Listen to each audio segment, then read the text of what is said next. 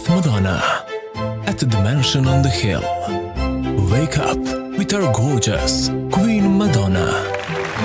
Good morning to you.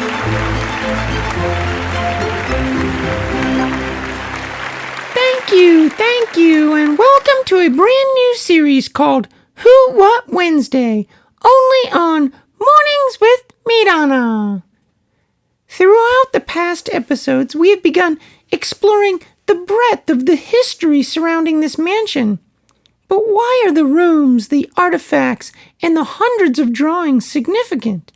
Beyond their intrinsic value, their importance is connected to the legacy of the important people who have passed through the doors of that mansion.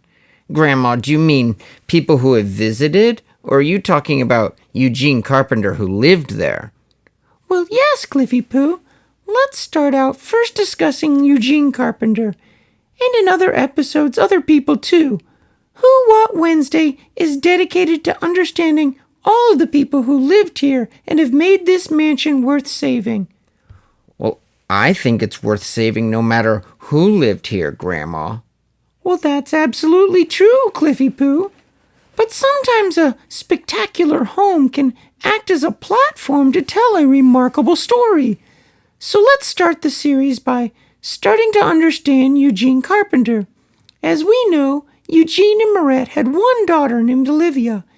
He was making his money in the lumber business, but as a child, he had asked his father if he could go to art school. His father, Judson, coerced him to be in the lumber business, and even married him into an established shipping and lumber family, the Lambs. Oh, that's sad, Grandma. If he wanted to be an artist and his dad made him go into the lumber business. Well, maybe not sad at all, Cliffy Pooh. He followed his heart anyway, and with his prominence in the lumber business, he had an outsized influence on the arts in Minneapolis, eventually making it the arts town we know today. Really? That big of an influence, Grandma? Well, yes, Cliffy Pooh, he was that significant. He started by sponsoring a theater troupe and accompanying actors out to California to promote them. He and his brother Elbert got the Apollo Club Choir off the ground, and it still exists today. Eugene was the president for a long time. Eugene supported his brother in founding the Minneapolis Symphony Orchestra. Eugene then became the president of the Society of Fine Arts and started the Minneapolis Institute of Art. He influenced laws, traditions, and even amended the city charter to support the arts. Oh my gosh, Grandma, he touched everything. Well, yes, Cliffy Pooh, he was a remarkable man. But the uphill battle he fought to establish Minneapolis Institute of Art was an incredible accomplishment.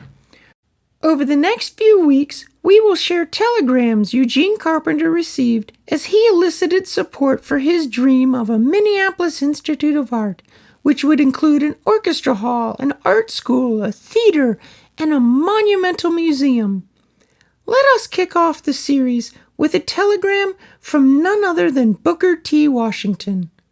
Washington was born a slave in Virginia and spent a lifetime advocating for the social and economic uplift of the black community, especially through education, and he opposed political solutions, expressly the NAACP.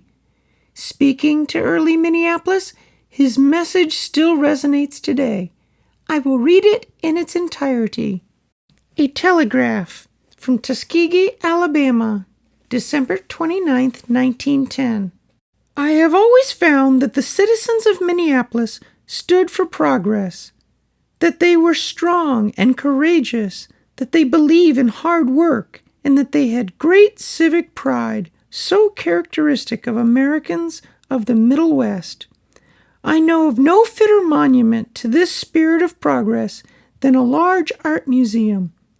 Such an institution would promote good citizenship and become a powerful force in uplifting the masses. I can think of no more appropriate way to elevate, instruct, and give pleasure to the thousands who labor so faithfully for the upbuilding of Minneapolis. Booker T. Washington. Grandma, that is a powerful message for today, even. It is, Cliffy Pooh. Thank you for your help. Go in my purse, get $1, and treat yourself. Tomorrow is Throwback Thursday, where we will hear from Eugene's daughter, Olivia, on Mornings with Madonna.